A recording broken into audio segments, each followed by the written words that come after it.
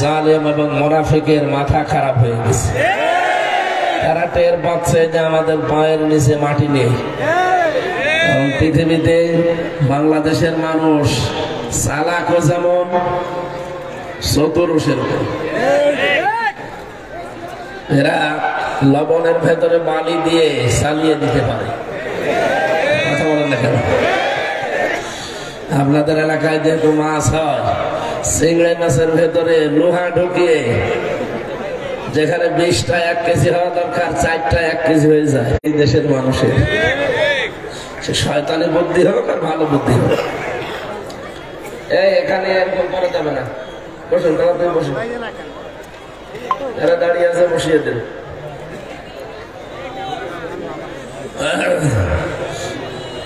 যশোরবাসী, সুতরাং এ দেশের সামনে যদি কেউ চেয়ারে বসতে চায় তাকে ইসলামের দোহাই দিয়ে বসা লাগবে। আর এবার কিন্তু আমরা সতর্ক হয়ে গেছি, ইসলামের দোহাই দিয়ে যদি এই দেশে কেউ অনিসলামিক কাজ কারবার করে আবার 5 আগস্ট সংগঠিত হতে পারে। এখানে বৈষম্য বিরোধী ছাত্র আন্দোলনে যারা জীবন দিয়েছেন এরা যে শহীদ, অনেকে এখনো মানতে চায় না। 7 প্রকার মানুষকে শহীদ বলা হয়েছে কোরআন আর হাদিসের পরিভাষায়। পানিতে ডুবে মরলে তাকে শহীদ বলা হয়, আগুনে পুড়ে মরলে তাকে শহীদ বলা হয়, দেওয়াল চাপা পড়ে মরলে তাকে শহীদ বলা হয়, অ্যাক্সিডেন্টে মরলে তাকে শহীদ বলা হয়। আমি কি এগুলো বানিয়ে বলছি? বলেন। জালেমের জুলুমের সামনে নিজের জীবনটা যারা দিয়ে দিল তারা শহীদ হবে নাকি? আপনাকে কি আবার ফের শহীদ হয়ে দেখানো লাগবে? শহীদ এই শব্দটা কত বড় দামি শব্দ আপনি জানেনই না। আপনি দেখেছেন এই দেশে শেখ মুজিবুর রহমানকেও মেরে ফেলা হয়েছে, জিয়াউর রহমানকেও মেরে ফেলা হয়েছে। একজনের নাম শুনলেই সারা বাংলাদেশের মানুষ বলে শহীদ জিয়া, আর একজনের নাম আমি জীবনে কোনোদিন শহীদ শুনিনি, অথচ তাকেও মেরে ফেলা হয়েছে।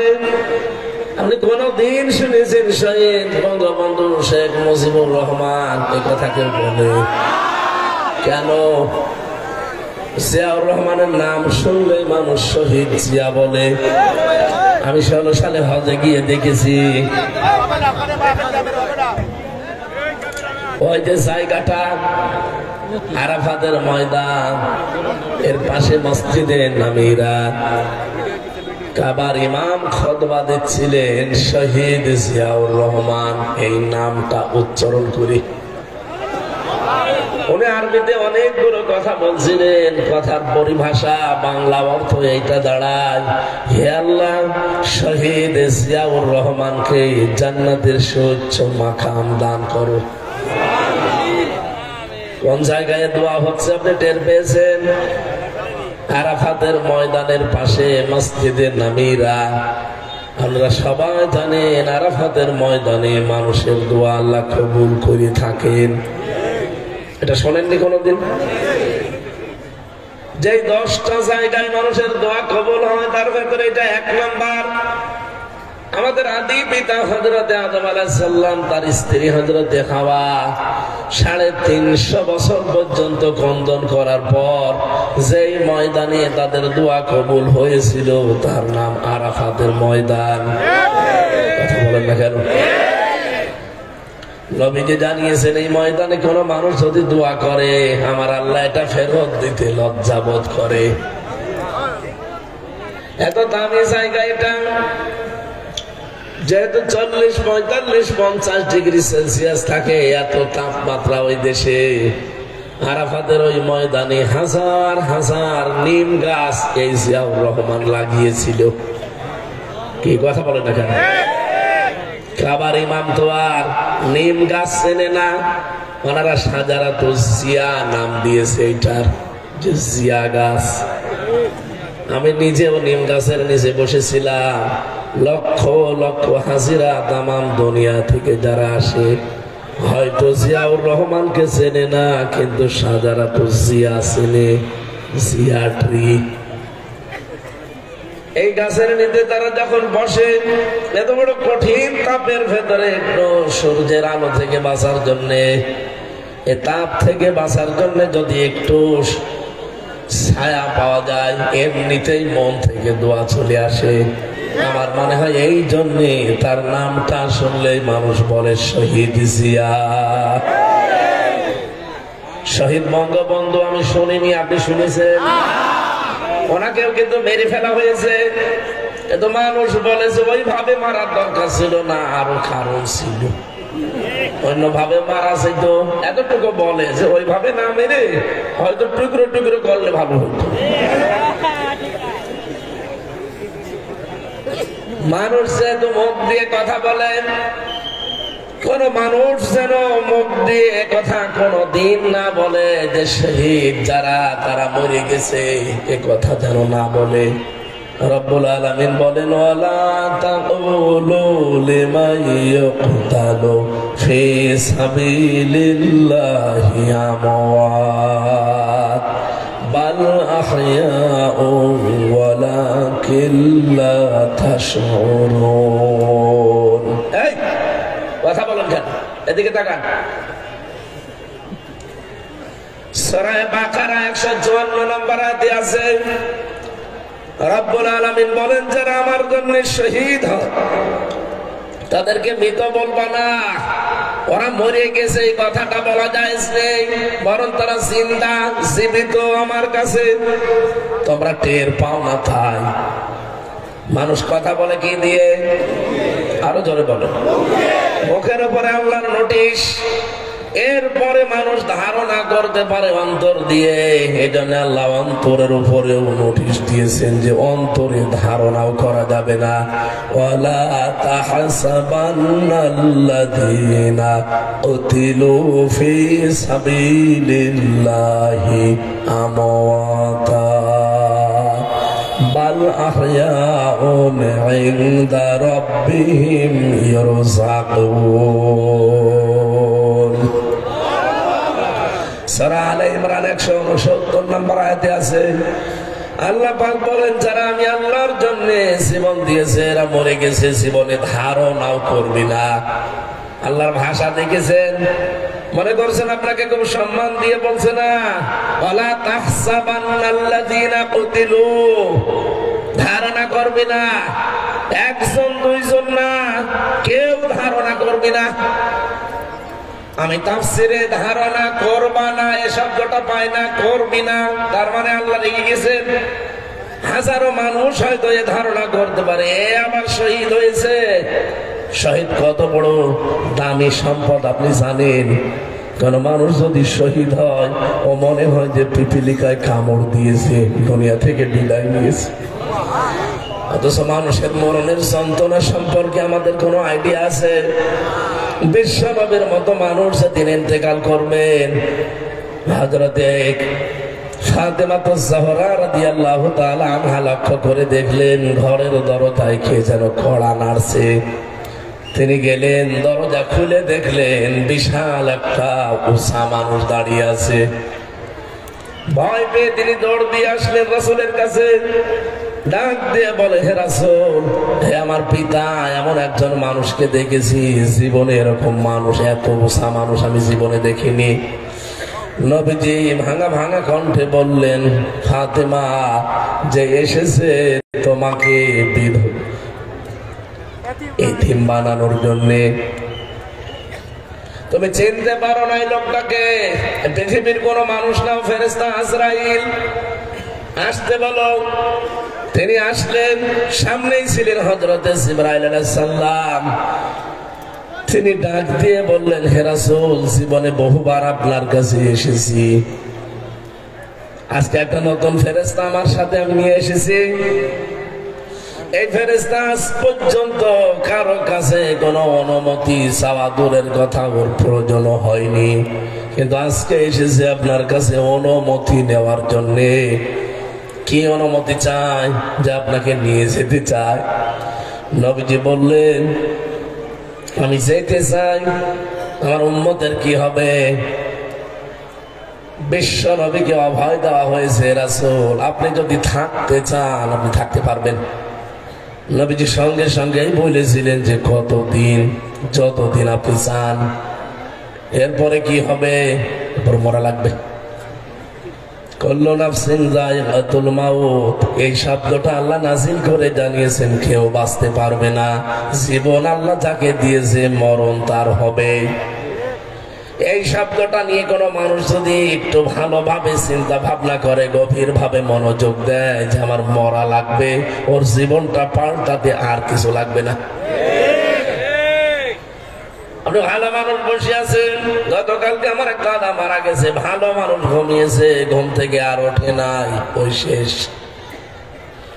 আমি ভাবছিলাম আমি যদি এভাবে ঘুমিয়ে যেতাম আর যদি না উঠতাম, কাউকে কিছু বলারও সময় পেতাম না। সকালবেলা সবাই মাইকিং ঘোষণা দিত যে হামজা মারা গেছে। দুনিয়ায় কত কিছু বলার ছিল, কত মানুষকে কিছু বলারও সময় দিল না। মরণ এমন একটা ঝামেলা জিনিস। কিন্তু নবীজিকে আল্লাহ বললেন, হ্যাঁ আপনি থাকতে পারবেন, ফেরেশতা বলে থাকতে পারবেন, কিন্তু যতদিন ইচ্ছা ততদিন, তারপরে মরা লাগবে। নবীজি বললেন, মরা যখন লাগবে তখন আর দেরি করার দরকার নেই, আমার নিয়ে চলো। হযরতে আজরাইল জানটা কবজ করার জন্য শুধু হাতটা রেখেছিলেন নবীজির বুকের উপরে। নবীজি সঙ্গে সঙ্গে বললেন, ফেরেশতা হাত নামাও। কি রাখলে? ফেরেশতা বলে, হে রাসূল, আমি জানি আল্লাহর পরে আপনার স্থান। আমি খুব আসানে সতর্কতার সহিত শুধু আমার হাতটা আমি রেখেছি, তার খুব আস্তে করে, এখনো পোড়াটা ভর আমি দেয়নি, শুধু রেখে দিয়েছি। নবীজি বললেন, আজরাইল, এটা যদি তোমার হাত রাখা হয় তাহলে তোমার কষ্ট কোনটা? তুমি শুধু হাত এখনো ভর দাওনি, শুধু রেখে দিলে মনে হচ্ছে উহুদ পাহাড় আমার বুকের উপরে চাপিয়ে দিয়েছো। যশোরবাসী, মন থেকে কথাগুলো বলছি, একটু নিজের থেকে মিলান তো। এত বড় দামি মানুষের যদি এই কষ্ট হয়, তাহলে আমরা তো মানুষের ভেতরেই পড়ি না। কথা বলে না কেন? আমাদেরকে মানুষ বলা হয় শুধু উপরে চিহ্ন দেখে, ভেতরে কত প্রশুদ্ধ জমা হয়ে আছে। আরে ভাই, হিংসা তো মানুষের ভেতরে থাকার কথা না, হিংসা থাকার কথা পশুর ভেতরে। আপনি দুইটা কুকুরকে খাবার দেবেন, একটাকে যা দিয়েছেন ও মরণ পর্যন্ত খেলেও আমার মনে হয় শেষ হবে না, এরপরও দেখবেন পাশেরটায় হামলা দেয়। একটা বছর হিংসা তো আমাদের ভেতরে থাকার কথা না, এটা তো পশুর স্বভাব। মানুষের চেহারা শুধু থাকলে আপনি মানুষ বলে পরিগণিত হবেন না, বিষয়টা এমন না। এই জন্য যেটা বলতে চাই, এত বড় দামি মানুষকে তো আজরাইল হুকুম নিয়ে এসে যদি জান কবজে, এত কষ্ট তার কাছে মনে হয়। নবীজি আমার মতো এত দুর্বল ছিলেন না। বিশ্ব নবী বলেন, 100 হামজার শক্তি আল্লাহ আমার শরীরে দিয়েছিলেন। তার মানে আমার মতো 100 জন মানুষের শক্তি এক জায়গায় করলে যা হয়, নবীজিকে আল্লাহ একাই তাই দিয়েছিলেন। সেই মানুষটা যদি একটা হাতের ভর তাও ভর দেয়নি, শুধু রেখেছে হালকা, এটাই যদি সহ্য করতে সে না পারে, আমি আপনি কোন ধান্দায় আছি? ধারণা কোনদিন যেন আপনার না আসে, যারা শহীদ হয়, এই মানুষগুলোর মরণের কথা শুনলেন যে পিপিলিকা কামড় দিলে যতটুকু যন্ত্রণা, অতটুকুতেই তার জীবনটা শেষ হয়ে যায়, সে আর টের পায় না। তার মানে শহীদের মরণ নবীজির ইন্তেকালের, নবীজির মরণের চাইতে অনেক কম। আপনি কি বুঝেছেন কি বলতে চাই? সুতরাং শহীদ শব্দটা কিন্তু আল্লাহ যাকে তাকে দেয় না। আলিয়ালামাল্লাহুল্লাযীনা আমানু ওয়া ইয়াত্তাখিযা মিনকুম শুহাদা।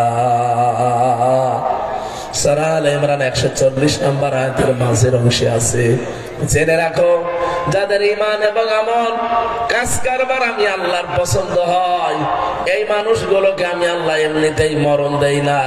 এদের সাধারণ ভাবে মরণ দিলে তো শেষ হয়ে যেত না, এই মানুষগুলোকে আমি শাহাদাতের মরণ দিয়ে ধন্য করি। আজকের মাওলানা আব্দুল সামাদ একটা আলেম মানুষ, এখনই যদি মারা যায়, যদি ঈমান নিয়ে মারা যেতে পারে, কবরে দিয়ে দেবেন, ঘুমিয়ে পড়বে, কিয়ামত পর্যন্ত ঘুমাবে। ফেরেশতা যেদিন ফুৎকার দেবে সিংহায়, সেই দিন উনি উঠবে, এর আগে পরে কিচ্ছু নেই। কিন্তু লোকটা যদি শহীদ হতে পারে, কবরে যাওয়ার সঙ্গে সঙ্গে ঘুমানো লাগবে না। আল্লাহ বলেন আমি নিজে তাদেরকে খাওয়াবো। যশোরবাসী, মাথায় তো মগজ আছে নাকি বলেন? কোন মানুষকে জেগে থাকলে খাওয়া লাগে, খাওয়া লাগে না? ঘুমিয়ে থাকলে খাওয়া লাগে। তার মানে তো ঘুমিয়ে পড়বেন, ওনার খাবার কিসের? শহীদ তো ঘুমাবে না, ও জীবিত। মরণের পরে শুধু কবরে দিতে দেরি। আল্লাহ নিজে বলেন আমি জান্নাতি খাবার তাদের জন্য খাওয়াবো। জেগে থাকলে যেহেতু আনন্দ দরকার লাগে, জেগে থাকলে অনেক কিছু লাগে। আল্লাহ পাক সব ব্যবস্থায় 3.5 হাত কবরের ভেতরে তারে করে দেবেন। জেগে থাকলে অনেক মানুষের আমরা দেখি, জীবিত মানুষ যারা খাবার খায়, তাদের 5টা জিনিস তৈরি হয় শরীরে। কয়টা? খাবার খেলে তাদের রক্ত তৈরি হয়, খাবার খেলে পিত্ত রস তৈরি হয়, খাবার খেলে বীর্য তৈরি হয়, খাবার খেলে মল তৈরি হয়, খাবার খেলে প্রস্রাব তৈরি হয়। এই 5টা জিনিস এই শরীরের ভেতরে তৈরি হয়ে বাকিগুলো বের করে দেয়। পিত্ত রসটা কাজে লাগে আপনার খাবার হজমের জন্য। 2 নম্বরে আপনার শরীরকে সুঠাম শক্তিশালী করে রাখার জন্য বীর্য দরকার লাগে। রক্ত চলাচল, 5.5 কেজি রক্ত আমার শরীরের ভেতরে আছে। ঘন্টায় 60 কিলোমিটার বেগে আমার রক্তগুলো মাথা থেকে পা পর্যন্ত দৌড়াচ্ছে। বাকি মল এবং প্রস্রাব যেগুলো আমাদের কাজে লাগবে না, এগুলো আমার শরীর থেকে আমার আল্লাহ বের করে নেয়। প্রস্রাব যদি বন্ধ হয়ে যেত আপনার, আপনি টের পান। একবার প্রস্রাব সাধারণ ভাবে করাতে আপনার 12,000-এর উপরে খরচ লাগবে শুধু টাকা।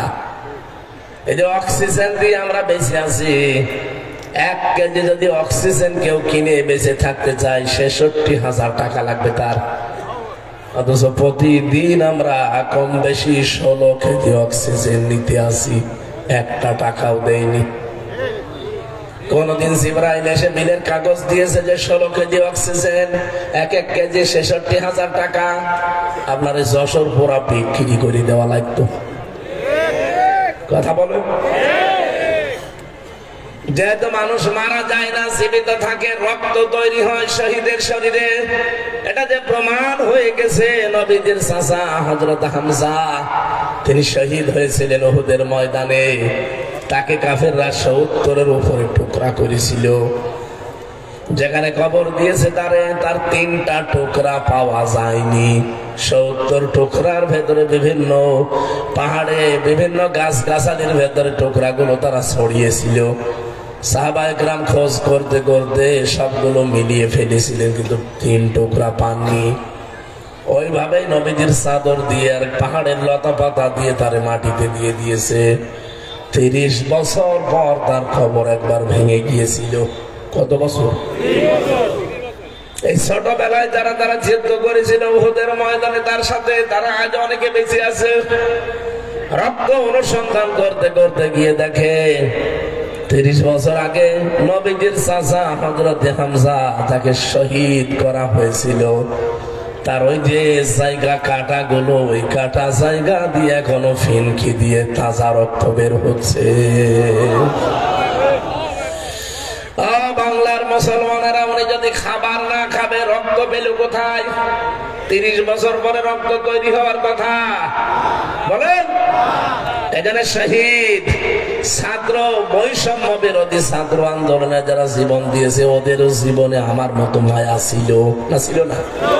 শহীদ আবু সাইদ এভাবে যে বুকটা পেতে দিলে, ওর জীবনের কোনো মায়া ছিল না? কি মনে করেন মায়া ছিল না? আপনি তো ট্রাকের চাকা বাস্ট হলে অজ্ঞান হয়ে যান, আর সে নিজে জীবন হাতে নিয়ে বলছেন অত সহজ। যেহেতু মানুষকে ইনজেকশন দিয়ে শহীদ আল্লামা দেলাওয়ার হোসাইন সাইদি তাকে মেরে ফেলা হয়েছে, এই জন্য তিনিও শহীদ। সারাটা জীবন তিনি দেখবেন দোয়া করতেন, আল্লাহুম্মা ইন্নী আসআলুকা শাহাদাতান ফি সাবিলিক। হে আল্লাহ, আমি তোমার কাছে চাই, আমাকে যদি মরণ দাও সাধারণ মরণ দিও না, শহীদের মরণ দিও। ওনার সাথে যারা ছিল সবগুলো তো সরাসরি ফাঁসির দড়ি পেয়ে শাহাদাতের মর্যাদা পেয়ে গেছেন। আমি গতকালকে দেখলাম শহীদ আব্দুল কাদের মোল্লা, তার একটা চিঠি, তার স্ত্রী যাকে পিয়ারি বলে ডাকতেন আদর করে, এই মেয়েটা দেখতে গেছে তার স্বামীকে মাগরিবের পর পরে, যে দেখে চা খাচ্ছে বসে, জিজ্ঞাসা করছে কি গো এই অবেলায় চা খাও? বছর রোজা রেখেছিলাম, এখন চা খাওয়ার পর আমি একটু খাবার খাবো। শুনলাম যে রাত 10টা একে নাকি আমার ফাঁসি দেওয়া হবে। আমার কাছে সংবাদ চলে এসেছে, এই জন্য নাকি তোমরা শেষ দেখা করতে এসেছো। ছেলে মেয়ে যেগুলো আছে সন্তানাদি, এগুলো আল্লাহর রাস্তায় ঠিকিয়ে রাখবা। আমি আল্লাহর কাছে সাক্ষাতে গেলাম, দেখা যদি হয় আবার জান্নাতের সিঁড়িতে হবে। একটা মানুষ কোন সময়ে কথা বলতে পারে যার 3 ঘন্টা পরে ফাঁসি? সারাদিন রোজা রেখেছে, এখন বিকালে আসো মাগরিবের পরে সে চা খাচ্ছে। আপনার মনে হচ্ছে শুনতে খুব সহজ, এটা কি বাস্তবে অত সহজ?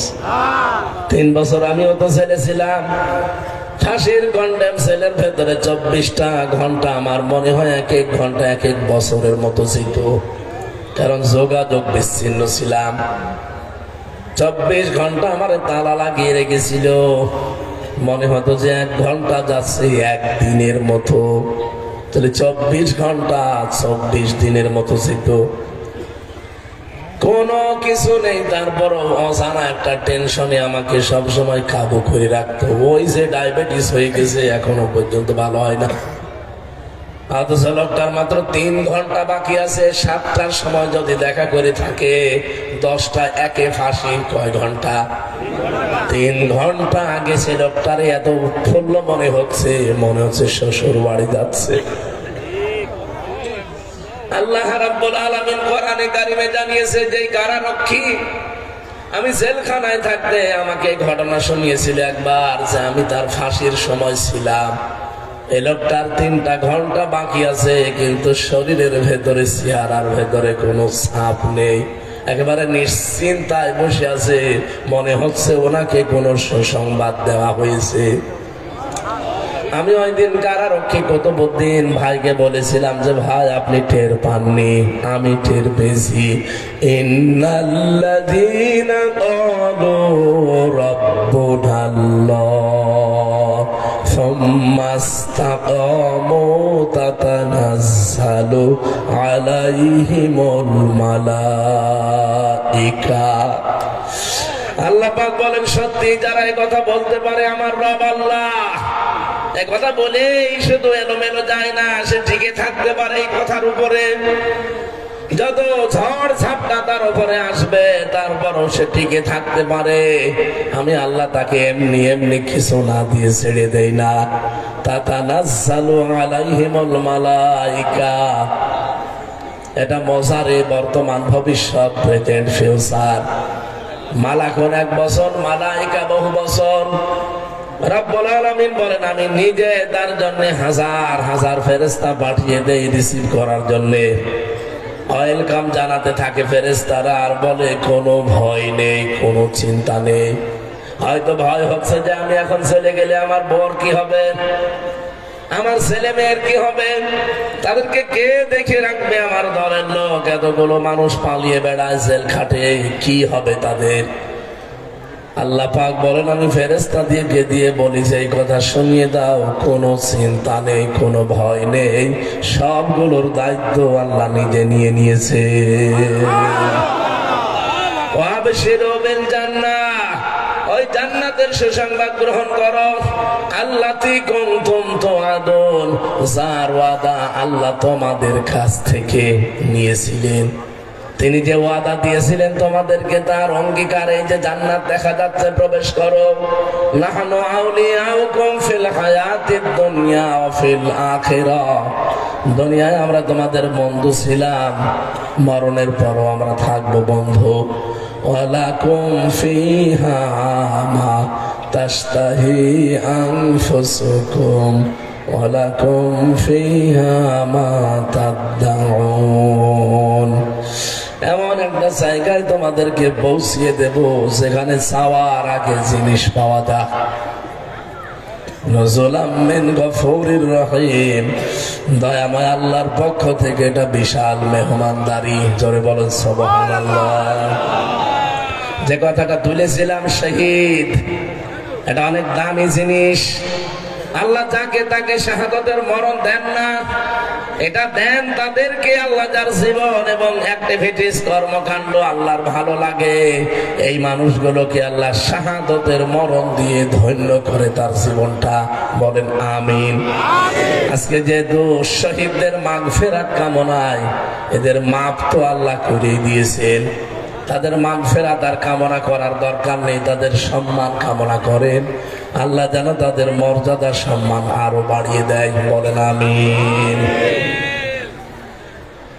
আমরা যে মাস চলছে রজব মাস, গতকালকে যে রাতটা গেল, বিশ্ব নবীকে এই ধুলির ধরা থেকে 53 বছর বয়সে আল্লাহ রাব্বুল আলামিন 27টা বছর তার কাছে রেখে 14টা জিনিস তাকে শিখিয়েছিলেন আর 27টা জিনিস তাকে দেখিয়েছিলেন। এদিকে তাকান, আপনি চিন্তা করতে পারেন 27 বছর ধরে মাত্র 27টা জিনিস দেখিয়েছেন আর শিখিয়েছেন কয়টা জিনিস? 14টা। বলেন বলেন। রব্বুল আলামিন জানাতে চেয়েছেন, হে নবী, সামনে যেহেতু আপনাকে একটা নতুন দেশ আমি হাতে তুলে দিতে যাচ্ছি, এই দেশকে যদি আপনি কল্যাণময় করতে চান, কল্যাণকর রাষ্ট্র বানাতে চান, তাহলে আপনাকে 14 কাজ ওই দেশে করা লাগবে। আমাদের দেশটাও যেহেতু এখন একটা নতুন দেশ, নতুন সরকার চালাচ্ছে, কথা বলছে না কেন?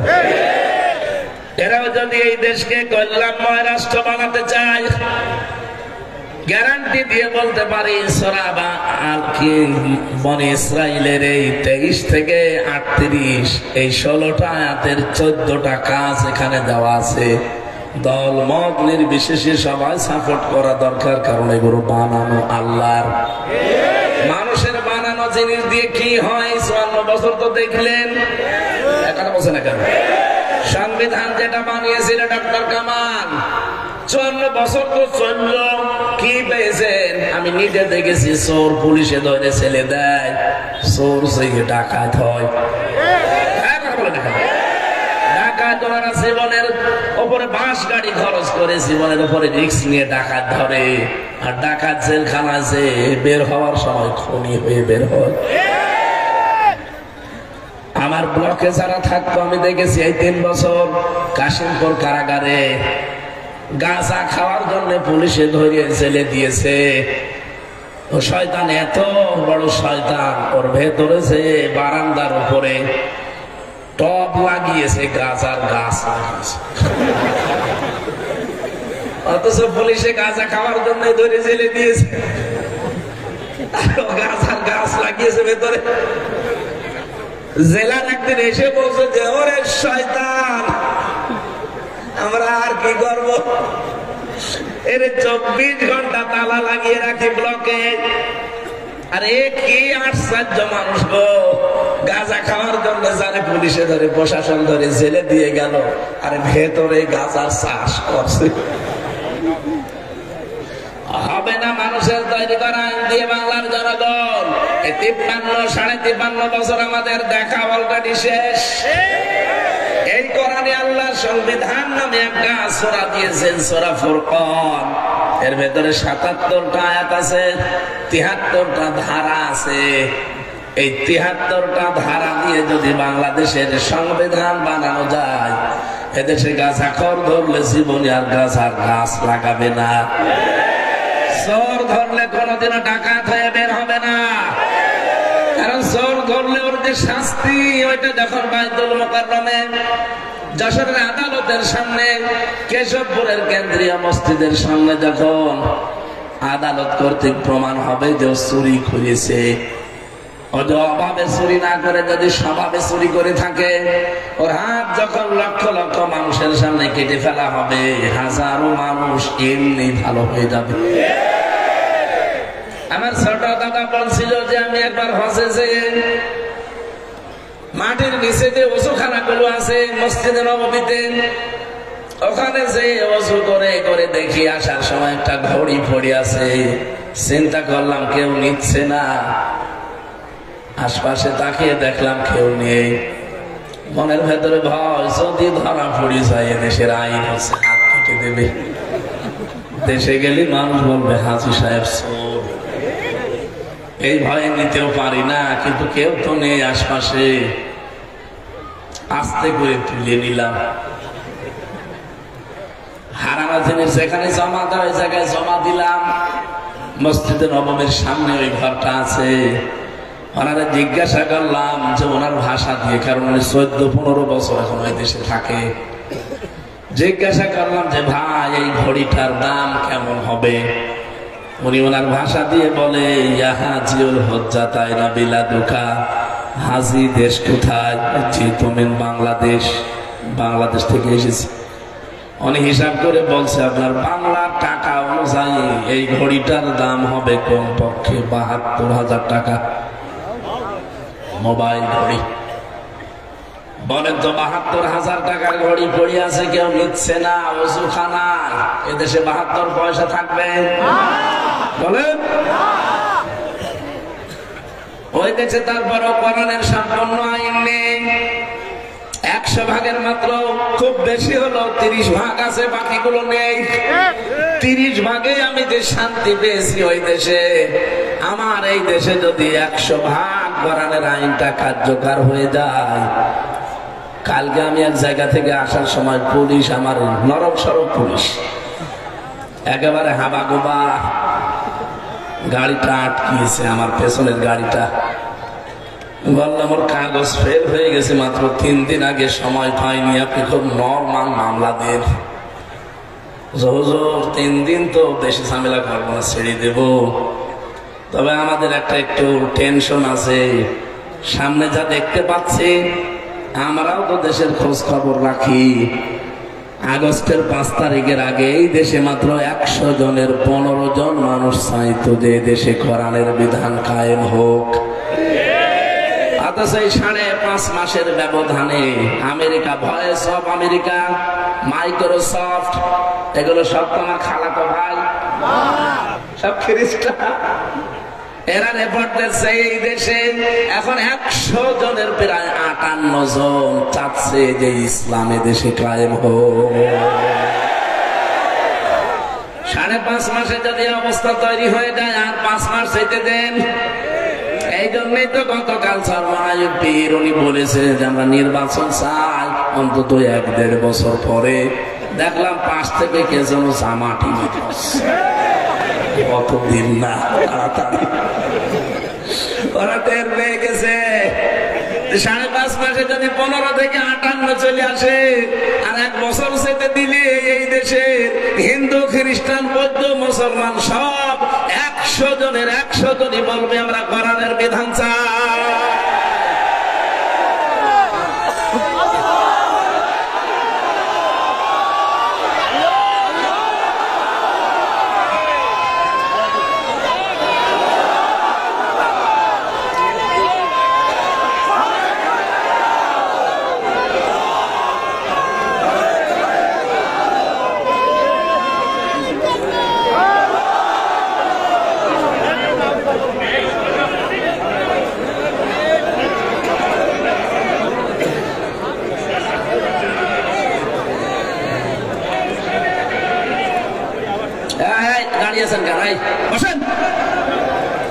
আমি যে গুরুত্বপূর্ণ বিষয়টা তুলতে চেয়েছিলাম, আমি তোমার ঘড়ি নষ্ট হয়ে গেছে নাকি কি সমস্যা, আমি মনে করছি বলে 4:30 বাজে, শয়তান দেখি 5:30 বেজে গেছে। ধৈর্য আসবে তো কাটাটা আসলে আমি তো ওই হিসাবে চালাচ্ছিলাম, কি বলতে হবে বলেন তো? যাক, বাদ দিয়ে দিলাম সব। আমরা তেলাওয়াতকৃত আয়াত যেটা পড়েছিলাম, ওয়ালা তাকফু মা লাইসা লাকা বিহি ইলমুন, যে বিষয়ে জ্ঞান নেই এ বিষয়ে মুখ খুলবা না, এ আদেশ কার? বলেন বলেন। কেন দিয়েছেন? কারণ কিয়ামতের ওই কঠিন ময়দানে আপনার অন্তর, আপনার কান, আপনার এই মুখ যেটা দিয়ে কথা বলেন, ইন্নাস সামআ ওয়াল বাসারা ওয়াল ফুআদা, আপনার এই চোখ, আপনার এই মুখ, আপনার অন্তর, কিয়ামতে প্রতিটি জিনিস কিন্তু পঙ্খানো ভাবে জিজ্ঞাসিত হবে। কি কি করেছেন সব এই তিনটাকে আল্লাহ জিজ্ঞাসা করবে, একেবারে সঠিক উত্তরেরা দিয়ে দেবে। কারণ আপনাকে আল্লাহ কথা বলতে দেবে না। আল-ইয়াওমা নাখতিমু আলা আফওয়াহিহিম ওয়া তুকাল্লিমুনা আইদিহিম ওয়া তাশহাদু আরজুলুহুম বিমা কানু ইয়াকসিবুন। রব্বুল আলামিন বলেন, কিয়ামতের দিন তোর মুখটা যখন সেলাই লাগিয়ে দেব, হাত বলবে আল্লাহ এই করেছিল।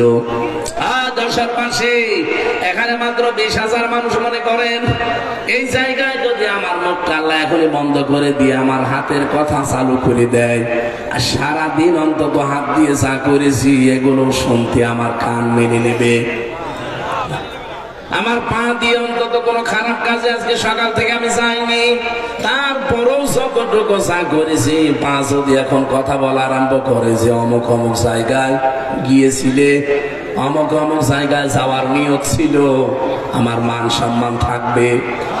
কিয়ামতের দিন আল্লাহ বলেন, মানুষের মুখ যখন বন্ধ হয়ে যাবে, ওর শরীরের ভেতরে আমি আল্লাহ ওর অপরাধগুলো ফুটিয়ে তুলবো। আপনি যদি ডাকাতি করে থাকেন, চুরি করে থাকেন, ঘুষ খেয়ে থাকেন, সুদ খেয়ে থাকেন, এই শব্দটা আপনার এই কপালের উপরে আল্লাহ লিখে দেবে। এত মোটা অক্ষরে লিখবে, এই যে ঘড়ি দেখতে পান চলে লেবে এরকম মোটা অক্ষরে লেখা থাকবে যে আপনি চোর, আপনি ঘুষখোর, আপনি সুদখোর, আপনি জেনাকারী। এগুলো যখন ফুটিয়ে তুলবে, কিয়ামতে কোটি কোটি মানুষ থাকবে, আপনার কি মনে হয় কি পাবেন? লজ্জা আপনি বলেন। এজন্য হিসাব নিকাশ করে আমাদের কথা বলা দরকার। যে কোনো কথা বলার আগে অন্তত 3 বার চিন্তা করা দরকার। আল্লাহ কিন্তু এই কথাটা শুনতেছে, ফেরেশতারা লিখতেছে, আর কিয়ামতে এই কথার উপরে আমার আবার হিসাব হবে। এই কথা বলে না কেন? এমনিতে আপনার জীবন পাল্টিয়ে যাবে। যে 27টা জিনিস নবীকে আল্লাহ দেখালেন, তার প্রথম নম্বরে আল্লাহ তাকে দেখিয়েছিলেন পুল সিরাত। কি দেখিয়েছেন? বলেন বলেন। সর্বপ্রথম আল্লাহ তাকে পুল সিরাত দেখালেন। আমরা অনেকেই সারা জীবন নাম শুনি পুল সিরাত, কি এটা কোনদিন কল্পনাও নিয়ে আসতে পারেন না, আপনার আসবেও না। 30,000 বছরের রাস্তা, উঠতে 10 বছর, সোজা 10 বছর, নামতে 10 বছর। তাও এরকম ব্রিজ চওড়া হলে তো হয়, চিকন হবে চুলের মতো, আর ধার হবে হীরার মতো। কোরআনে কারীম জানিয়েছে, ওয়া ইম মিনকুম ইল্লা ওয়ারিদুহা কানা আলা রাব্বিকা হাতমান মাকদিয়্যা সুম্মা নুনাজ্জিল্লাযীনা তাকাও ওয়া নাযারুজ যালিমিনা ফিহা জিসিয়্যা। সিরাতটা আমি জাহান্নামের উপরে সেট করেছি। এই মানুষগুলোকে আমি আল্লাহ যাদেরকে পার করে দেব, দুনিয়ায় যাদের তাকওয়া ছিল, আর যারা অপরাধী, এই মানুষগুলো কেটে কেটে এর ভেতরে পড়তে থাকবে। বলেন নাউজুবিল্লাহ। আয়াতটা পড়লে আমার যেন কেমন মনে হয়, কিয়ামতে হয়তো আল্লাহ ওই কাঁটার ভেতরে আমারে আবার ফেলে দেয় কিনা। আমার তাকওয়া যদি মানসম্মত না হয়, উপরে লোক দেখানোর জন্য যা করলাম, আমার তাকওয়া যদি আসলে মানসম্মত না হয়, কিয়ামতের দিন কিন্তু ওই পুল সিরাত পার হওয়ার সময় আপনাকে কেটে পড়ে যাওয়া লাগবে। এজন্য তাকওয়াটা একেবারে মানসম্মত তৈরি করা দরকার দুনিয়ায়। দ্বিতীয় নম্বরে নবীজিকে আল্লাহ দেখালেন মিজান। মিজান মানে না, এখানে পুলিশ অফিসার বসে আছে, ওনাকেও যদি জিজ্ঞাসা করি মিজান মানে কি, যেহেতু বাংলা শিক্ষিত মানুষ, একবারেই বলবি মিজান মানে দাঁড়িপাল্লা। জিজ্ঞাসা করেন তো কোনদিন কোন অভিধানে কোন জায়গায় পড়েছে মিজান মানে দাঁড়িপাল্লা? পড়েছে? শুনে শুনে। মিজান মানে মানদণ্ড। মিজান মানে কি বলেন বলেন? আপনি হাইকোর্টে যান, দেখবেন সামনে একটা দাড়ি পাল্লা টাঙানো আছে, দুই দিকে এই পাল্লাটা সমান। সরকার দেশের জনগণকে বোঝাতে চায়, সারা বাংলাদেশের কোন জায়গায় যদি ন্যায় বিচার না পাও, এই হাইকোর্টে আসলে ন্যায় বিচার পাবা। এই যে ন্যায় বিচারের চিহ্ন। তাহলে দাড়ি পাল্লাটা হচ্ছে ন্যায় বিচারের কি? আরো জোরে বলেন। নবীজিকে আল্লাহ মিজান দেখিয়েছিলেন। কি মিজান? এবার খেয়াল করেন। এখানে আমার মনে হয় শুধু পাগল ছাড়া, নারী পুরুষ যত আমরা এসেছি, শুধু পাগল ছাড়া এমন কেউ নেই যে কথা সে লোকটা বলতে পারে যে কিয়ামতের দিন আমাদের যে আমল, আমল মানে কি? এই জবাব দিলেন না? কিয়ামতে মিজানের যে পাল্লা, আমরা বলি মিজানের পাল্লায় মাপ দেওয়া হবে। মাপ দেবে কি? আমল। কি দেবে? নেক আমল, বদ আমল। কথা বলেন ঠিক কিনা?